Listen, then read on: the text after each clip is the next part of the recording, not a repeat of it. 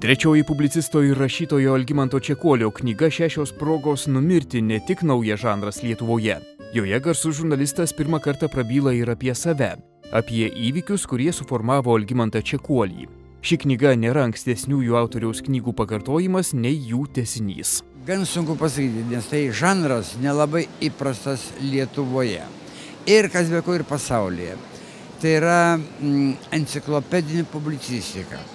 Tai yra žinios, turi bent būti, ne visada to pasiekiu galbūt, bet stengiuosi to siekti.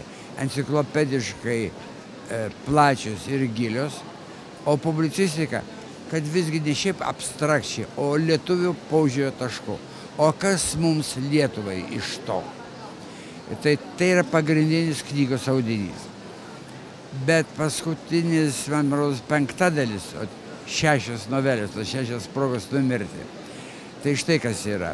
Tai yra autobiografiniai mano epizodai, kuriuos rašiau apie tai, kaip aš formavausi. Kodėl išėjau toks, koks išėjau. Pusiau nevykėlis, pusiau nedakėlis, bet jau išėjau. Kodėl aš tą parašiau? Aš suprantu puikiai, kad žmonėms nesinori girdėti ar skaityti apie asmenį, apie žmogų. Jiems svarbus gyvenimo reikalai. Bet mane prie vienas žmogus sako, noriu apie tavo biografiją parašyti.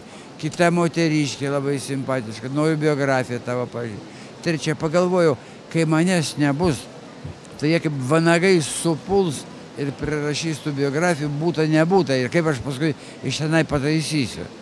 Tai kad atimti iš jų duoną, aš nutariau pats parašyti 6 svarbiausius epizodus. Dabar jiems esant, gan sunku bus išsigalvoti.